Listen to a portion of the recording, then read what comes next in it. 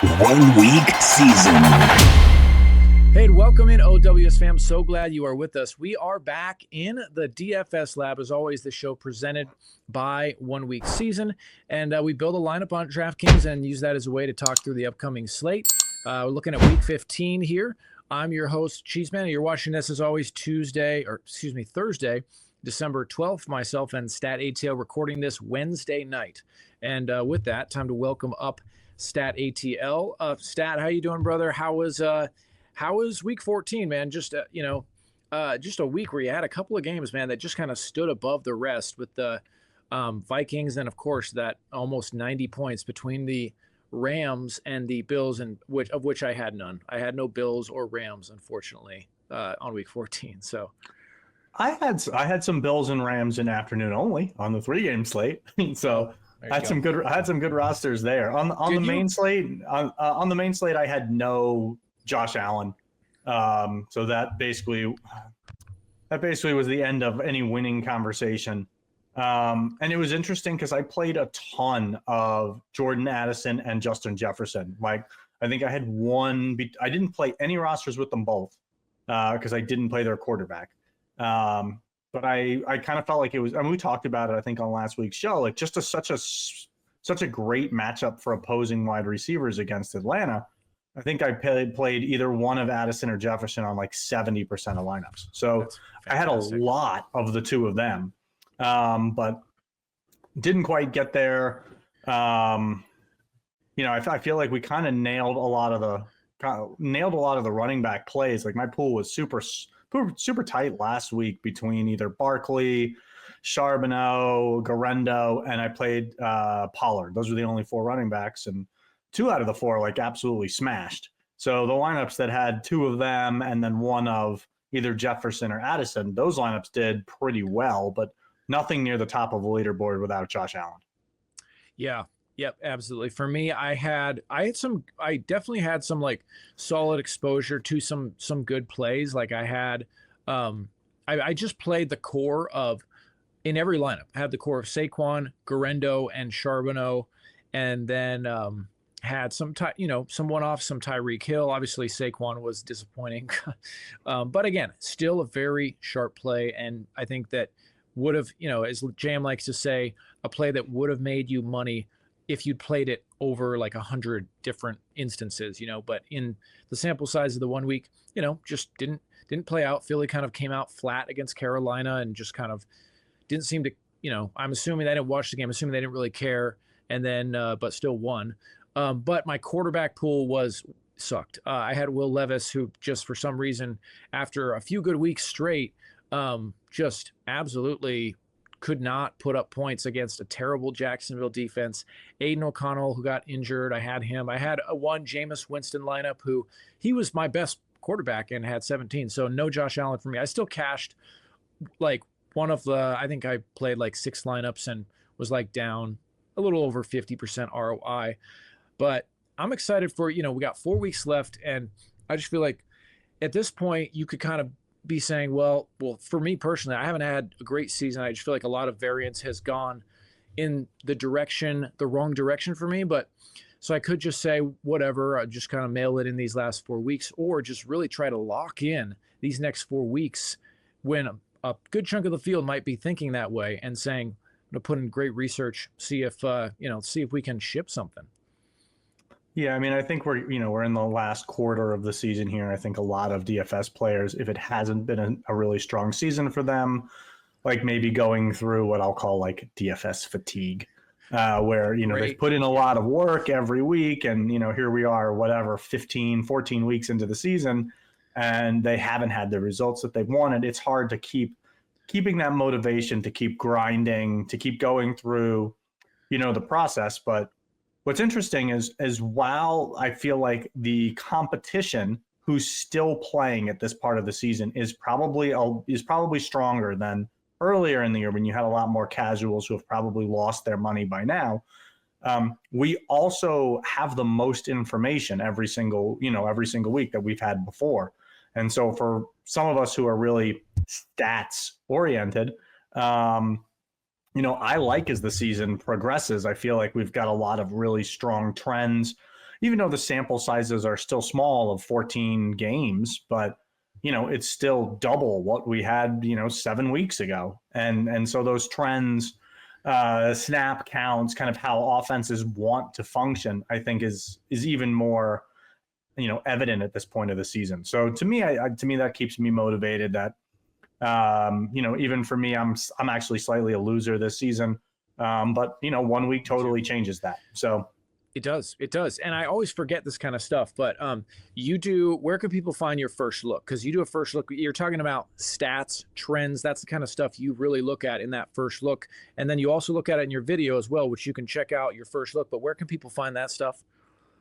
Yeah, so it's posted on YouTube here, as you were pointing up, whichever direction it is, to a link to that. Yep, top right, and that's a video and a first look that I do on Tuesdays, but you can check that out. You can also check it out on my Twitter or the OWS Twitter, and my Twitter is just StatATL, or in the Discord. It is pinned in the Inner Circle channel of the Discord, and I typically do kind of like a first look, like roster pool, a first look like roster build. And then obviously we've got this build along with the other great contributors who do rosters with you throughout the week. Absolutely, man. Let's take a quick look at last week's lineup because, full transparency, we always look at last week's results, and win or lose, we'll break it down. And if it's a loss, accept the L. So in this case, this lineup was a loser, even though the one caveat is that this lineup was built before Kenneth Walker was ruled out. So you probably would have made some tweaks, wouldn't you say, with Zach Charbonneau being somewhat of a screaming value on week 14.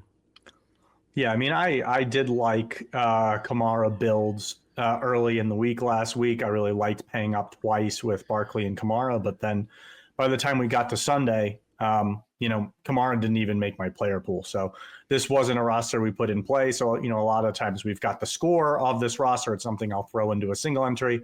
I didn't even look at how many points this scored because I didn't end up playing this.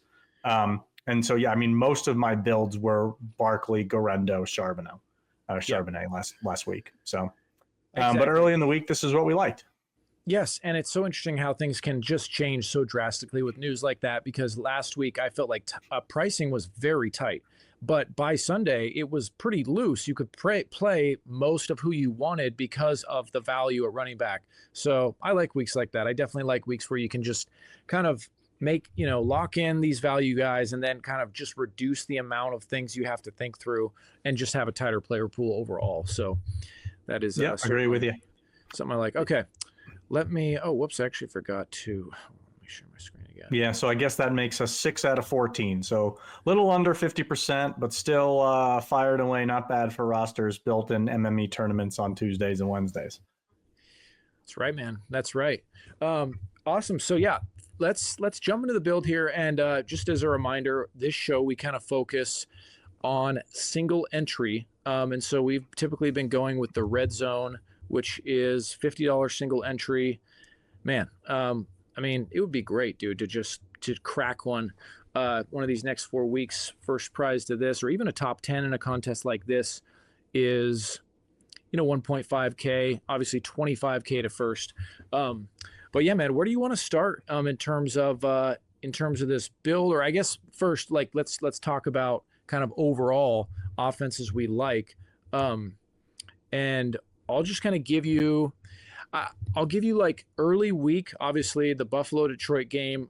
It's hard not to want to look at that game and think, I want to have some lineups that certainly have exposure to that game just because it's indoors, two explosive offenses, and a game that's very important because both these teams are in play for the number 1 seed, even though Buffalo just lost, of course. But Detroit certainly.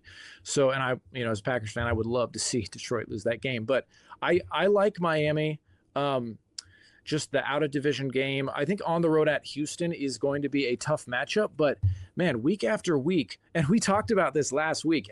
With Tua, you had said the matchup versus the Jets was not good, and I agreed with you, and I think that it was the right call, but Tua still put up a good game. I think that game just kind of got going. It kind of got into that phase of the game where both teams were we're just going to start throwing. Even Aaron Rodgers, dude, kind of a return to glory a little bit. But his best game of the season. Yeah, Tua for his price, man. I mean, I feel like, I'm going to finally play him, and then that's going to be the week that he just doesn't put up a good game. But he's been throwing the ball a lot. His price hasn't moved. Last week he put up 26. That was at home, but that's like that's a 4x, a little over 4x his current salary. He just keeps putting up good scores. So he's been playing well. I think you've been reading my first looks, because this is a game that I really liked as well. I don't know that we're going to build around it today, but it's one that I really like. What's your thought? Like, what are your thoughts on this one? I mean, I think it's just a lot of ways that that this could play out.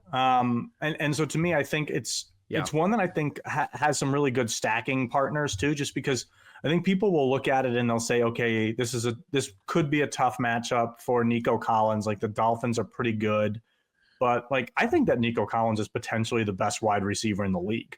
Like, he's got 20 or more DK points in 70% of his healthy games. Now, is that 4x his current salary at 8,000 or 8,100?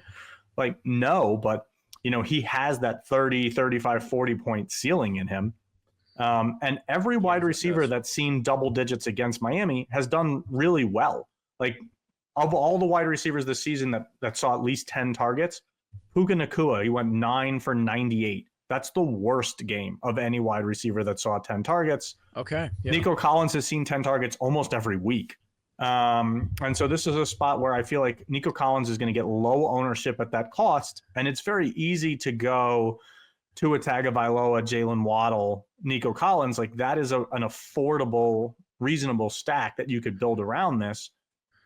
And I just really, I like it. I mean, Tua's had 40 plus passing attempts in his three of his last games that we just saw, had 300 yards passing in all those games and multiple touchdowns, and his price hasn't moved. So I think that this is an interesting spot. Jalen Waddle's coming off one of his best games of the season. Tyreek Hill's coming off one of his best games of the season. I mean, I think it's tough to go, Nico, Tyreek, just because that would really limit your salary.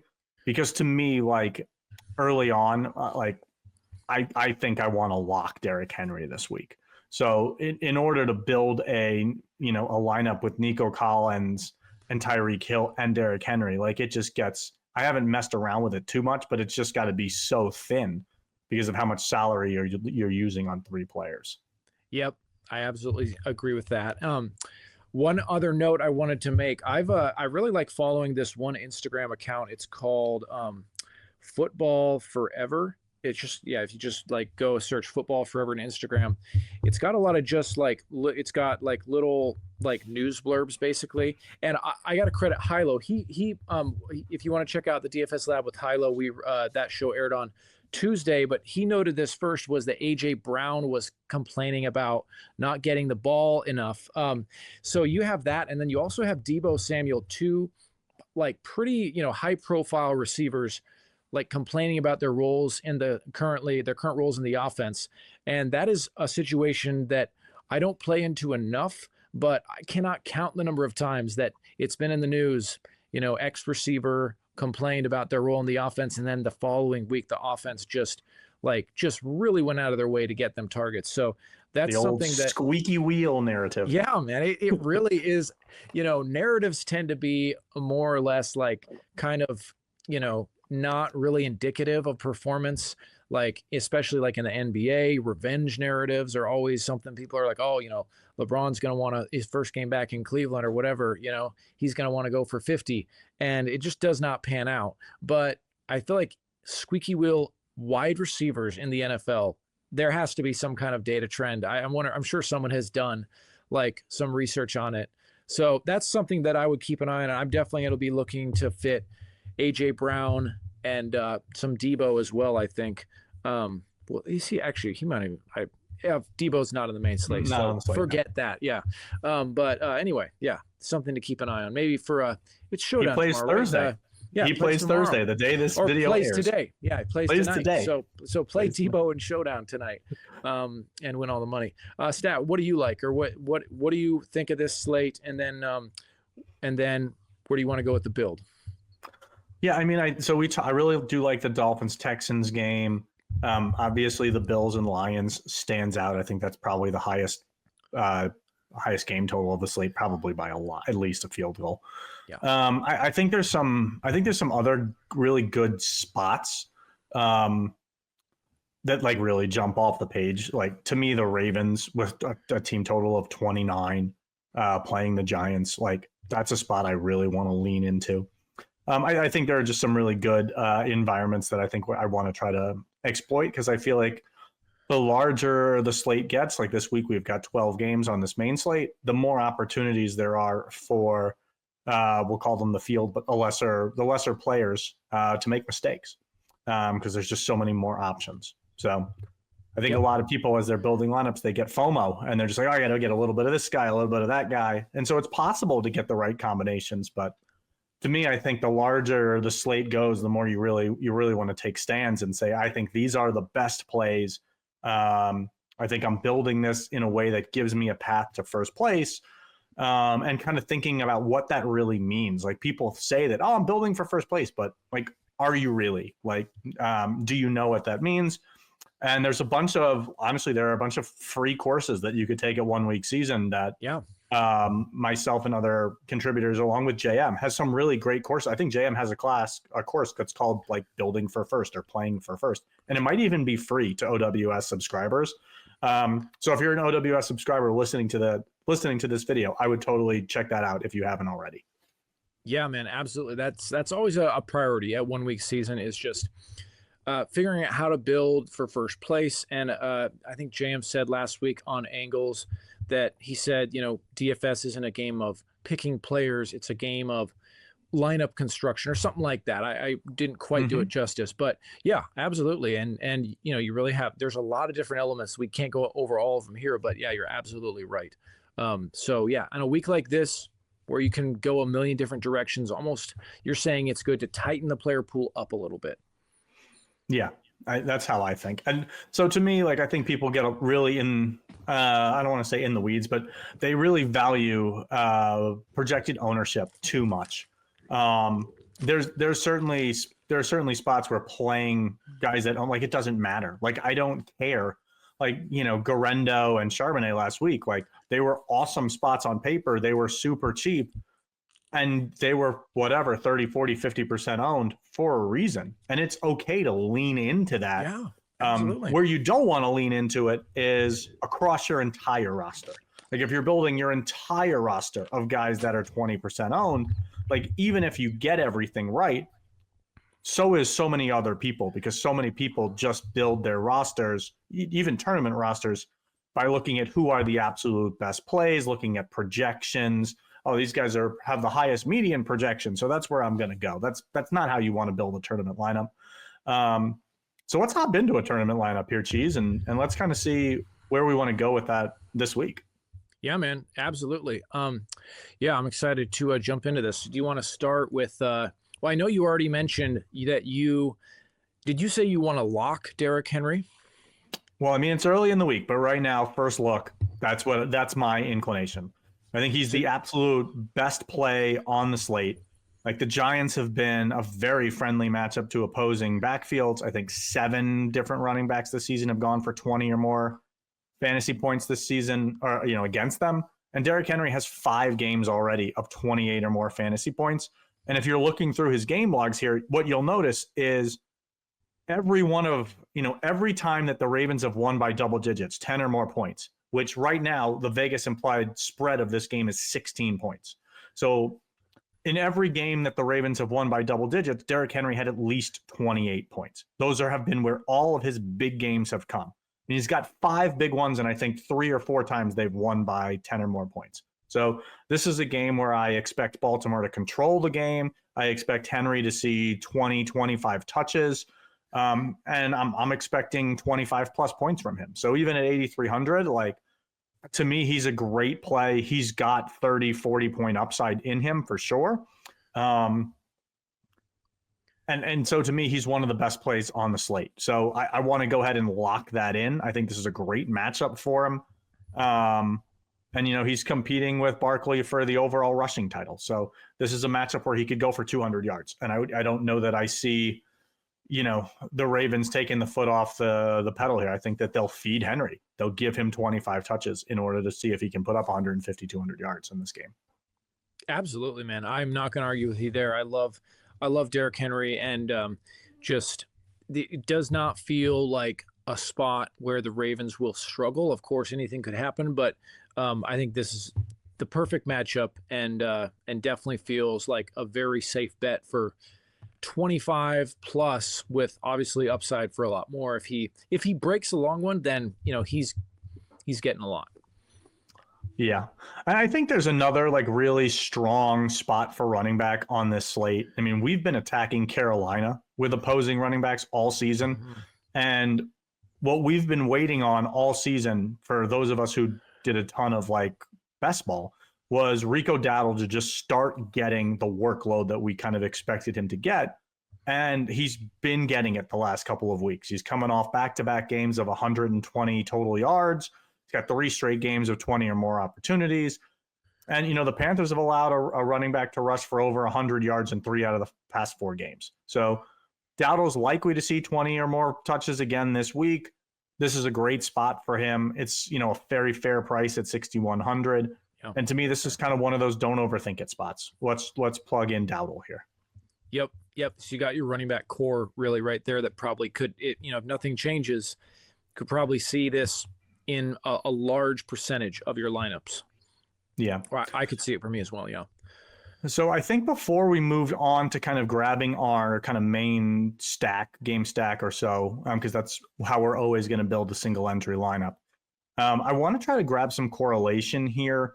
And I think it's going to be a play that's going to potentially go maybe overlooked a little bit, just because the Giants only have a 13-point team total. But, we're locking in on Henry. If we're expecting them to get out to a big lead, I would expect, the Giants to be throwing a lot, playing catch up almost the entire game. And we've talked about it on this show almost every week. Yep. Targeting wide receiver ones against the Ravens. Nabers he's getting peppered with targets. He's seeing, I think 11.5 is his average for the season. It's nuts. And his price is the cheapest it's been since week 2. And this is kind of a borderline nut matchup. He does have, Tommy Colcutt's Tommy DeVito throwing him the ball, which is a little bit of a concern. But, I think when they played together, whatever that was, week 9, week 10, he still saw 10 targets. So I do really like getting Nabers into this build to pair with Henry. I'll be curious to kind of see what his ownership go. I think people will look at the Giants and say 13 points. Why am I paying $6,400 for a player that's, in a team total of only 13? But to me, he could very easily go 8 for 100 and a touchdown. And that's really, that's an exciting game. 25 points at 6,400. That's a game that you'd love to have. So I absolutely love it. And it reminds me, when you mentioned the 13-point total, how much did Courtland Sutton have against the Ravens when they look back in week 9? They scored 10 points and Courtland Sutton put up 26. Yeah. So it can happen. Certainly on super concentrated offenses like Denver, where Courtland Sutton has such a high target share. Same, obviously, with the Giants with Malik Nabers. So I do really like that play. No, I love that play. So I think here, a couple of games that I do like that we talked about. I think we could look at a Tua stack here.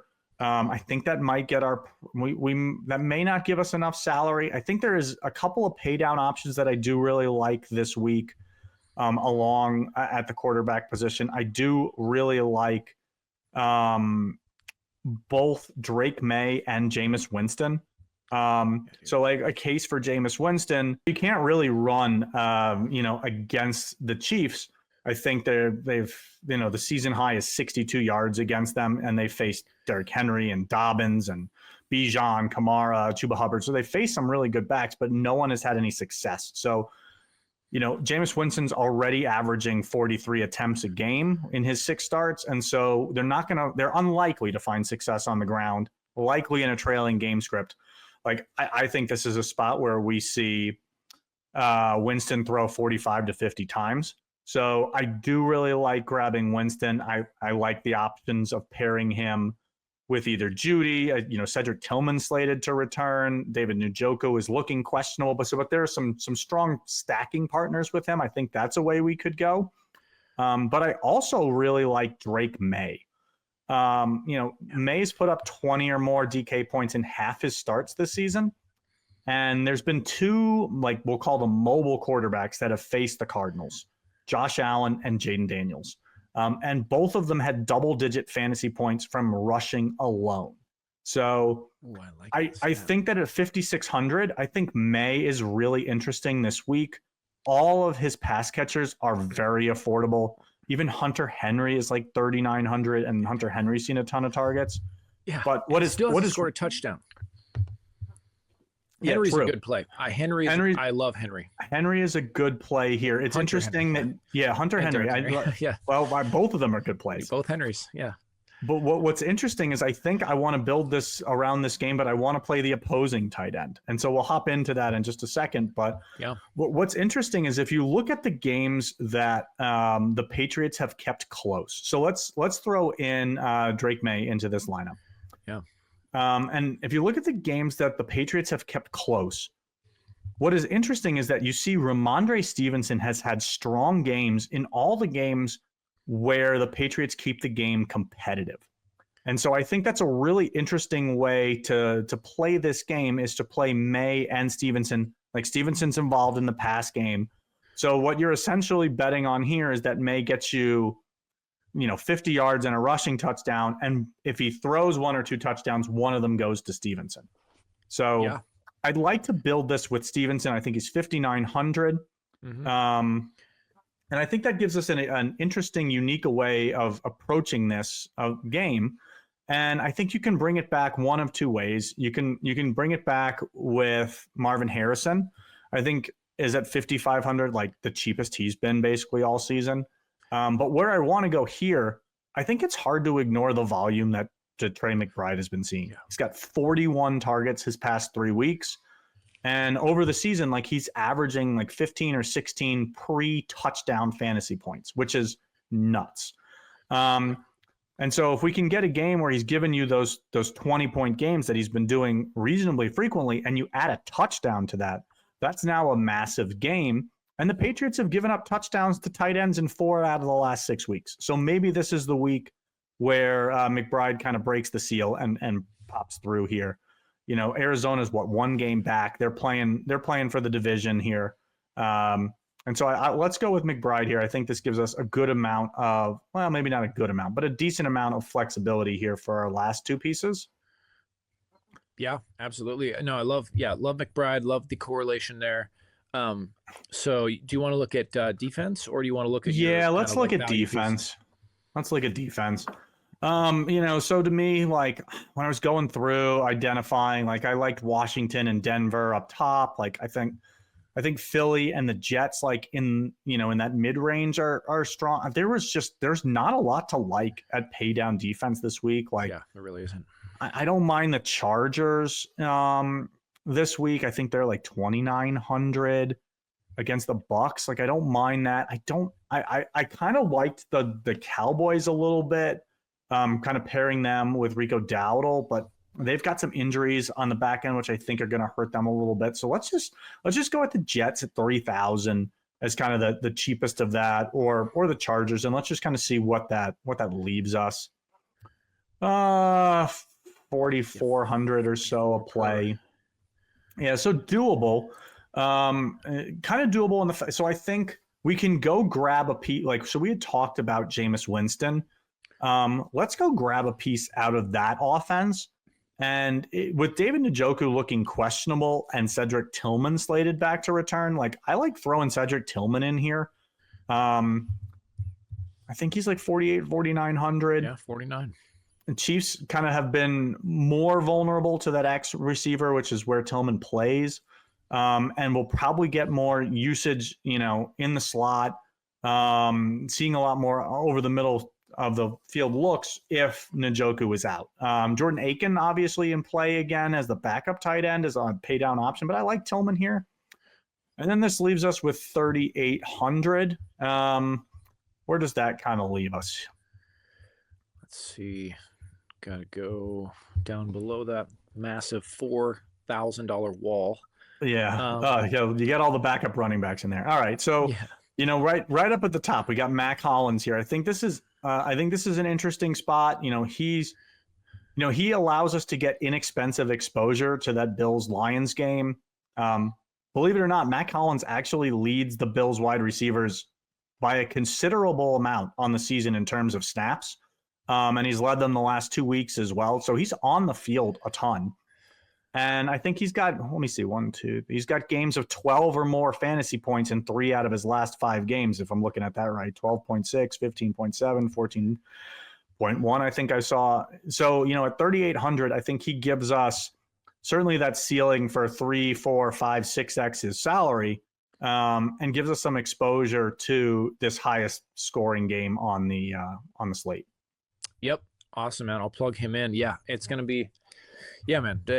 It's nice to get at least one piece from that late game that is just going to be, yeah, man. It's going to be just that game that's kind of just, you're going to want to get to it, but the pieces are going to be expensive, and you just are going to be, hoping that it doesn't kill you if you don't have it. But if you do pay up for it, then you're going to need it to go nuclear. But all that to say, the lineup we landed on here for those listening on the podcast, you have Drake Maye at the QB with Derrick Henry, Rico Dowdle, and then Malik Nabers, Cedric Tillman, Mac Hollins, Trey McBride at tight end, Ramondre Stevenson in the flex, and the Jets defense. Stat, great stuff as always, man. Any closing thoughts, man, before we head back to the to the grind and get ready for week 15 doing our research? No, I think just continuing to stay positive, and as always, hoping to see you and your OWS avatar at the top of a leaderboard here in week 15. That's right, guys. Dig in. Really, 4 weeks left, so just make the most of it. See if you can, even if you don't ship it, maybe you can just get a little bit better as a DFS player over these next 4 weeks, and may the odds be ever in your favor. Statman, thanks for tuning in once again, and we'll catch you next time.